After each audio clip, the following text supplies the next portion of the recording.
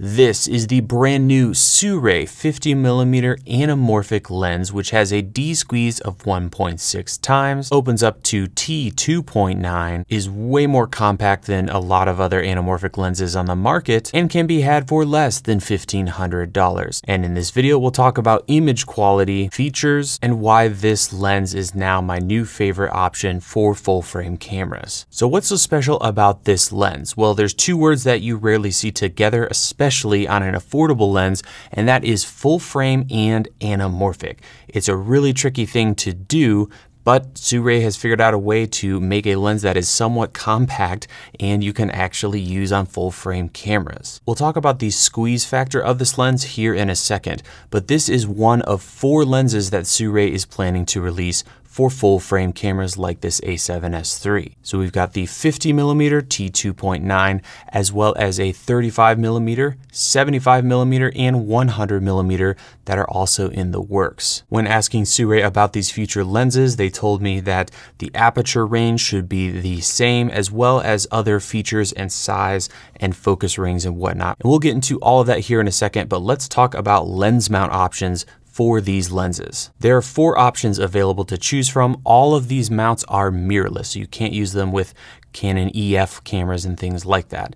These mounts include the Canon RF, the Sony E mount, Nikon Z mount, and finally the Panasonic L mount. At this time, you are not able to swap out mounts or change them. Sirui was kind enough to send along this 50mm in an E mount so I could use it with my Sony A7S III, and all the footage you'll be seeing from this lens was shot with this combination. Now let's talk about the squeeze factor of this lens. When it comes to anamorphic, there are several different popular squeeze factors, including 1.33, which is what Sirui used on their older lenses meant for crop sensors, and then all the way up to 2 times anamorphic, which is primarily what you see used in Hollywood and on big feature films, and that gives you an insanely wide aspect ratio as well as giving you nice, tall, skinny, oval bokeh. This anamorphic lens sits at 1.6, which I think is really nice. It does several things for us. First, it keeps the size of the lens down. If this was a 2x lens,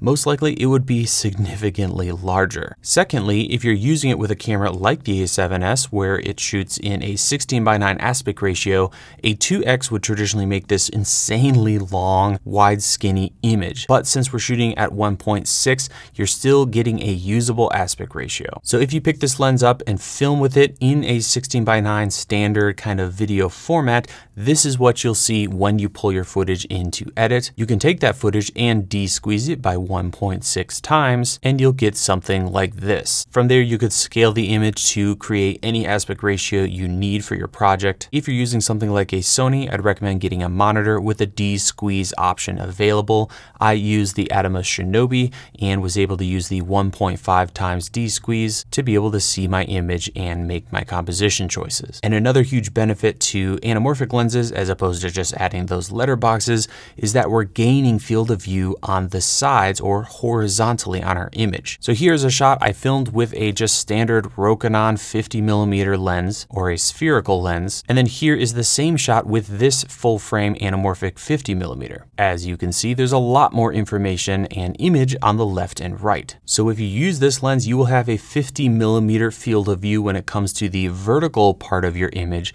but horizontally, you're going to be at most around 30mm. And of course, this depends on your final aspect ratio. Another thing about this lens is that the aperture is in t-stops, not f-stops. So this is a T2.9, and if you convert that to f-stop, you're going to get around 2.4 if my math is correct. Now let's get into the build quality of this lens, which I'm very happy to report is quite good given the price. So we have a fully metal body, really nice action on these geared focus rings, so you don't have to add anything to the lens. It's good to go out of the box. There's an 82mm filter thread on the front of the lens, and it does not rotate or move in and out when you change your focus, which is obviously really important. We don't want that thing moving on us. And then on the bottom of the lens, there is a built-in tripod mount that is removable, so you could use that to stiffen up your entire rigging setup if desired. Overall size is really good, considering that, again, we're rocking a full frame anamorphic lens, which is just crazy to me. And if you compare it to Sirui's older lenses, you'll notice that it is definitely a little larger, but not by much. So again, throwing a monitor on top of this camera and lens package, running out like this is super easy. You don't need to build up this monstrous rig to get the job done. And in the past, for a 2x setup on full frame, I had to have this ridiculous build, and it really takes a lot out of you after a long day of filming with that setup. Now let's actually get into the image quality of this lens, starting with bokeh. Compared to Sirui's older lenses, you're getting a little more stretch, which means slightly taller bokeh, and that's really kind of the gold standard, is getting as close to 2x as possible. While I'd still prefer to have taller, skinnier bokeh on this lens, I do like that it's less round compared to the older lenses from Sirui. So at the end of the day, given the size of this lens, I'm really happy with the results here. Throw anything out of focus in your shot and you're going to get some really pretty stretched backgrounds, which is one of my favorite signatures of an anamorphic lens. As you stop the lens down, you're going to start losing that signature tall, stretched background bokeh. But the good news is, even wide open on this lens,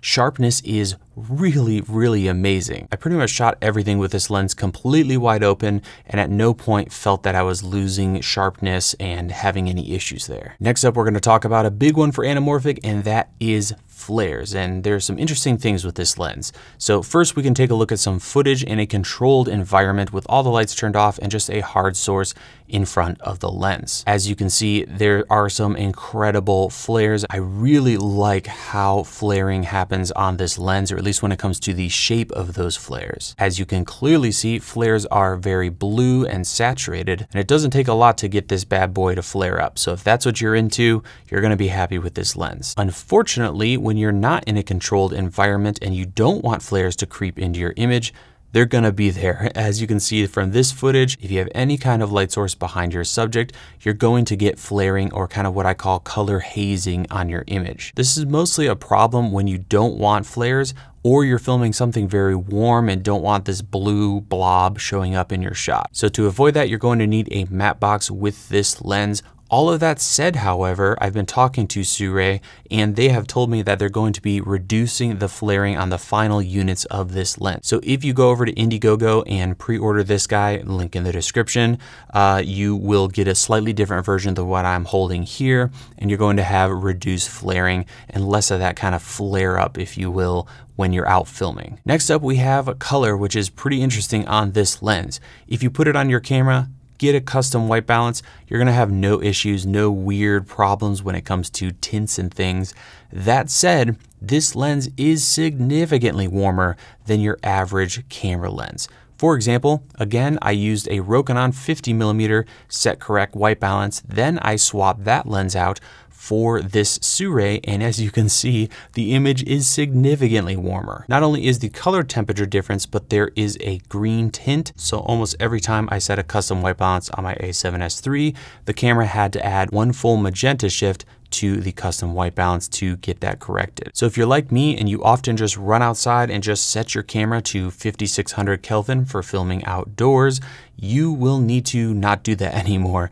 You really want to make sure you get your white balance set correct, because this lens is around sometimes 2000 Kelvin warmer than your traditional lenses that you might already own and use. Next up, we have distortion. Most anamorphic lenses are going to have some kind of distortion due to what's happening optically with these lenses, and this one's no exception. You can see in this shot, as I'm changing my framing, changing my focus, things are definitely a little distorted, but given this is an anamorphic lens, I have no issue with this whatsoever. The lens can focus down to 2.5 feet, which again isn't great if you're trying to get super close shots, but this is very typical for anamorphic lenses given how they are optically designed, so no issue there. And if you need to get closer, you can always add diopters to the front of the lens. When it comes to vignetting, things are very controlled here. Of course, you will have more vignetting wide open at T2.9 compared to stopping the lens down. Here's a quick side-by-side, not a huge difference. I'll add some contrast so you can more clearly see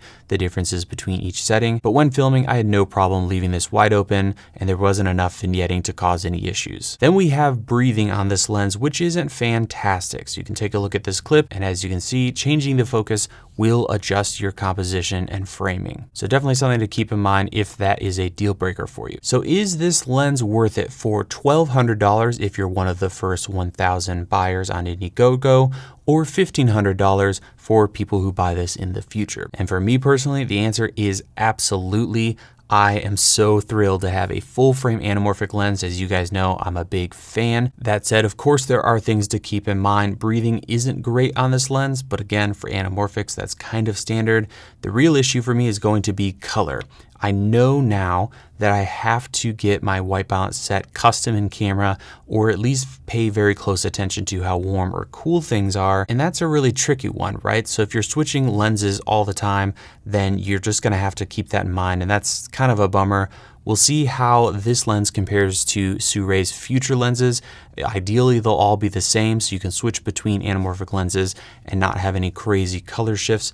But as it stands, you gotta watch white balance on this guy. And if you're in no rush, you could always wait on this lens and see what the other options are from Sirui, including that 35, 75, and 100 millimeter. Although I think the 50 millimeter here is going to be a great all-arounder. It's a great field of view for full frame.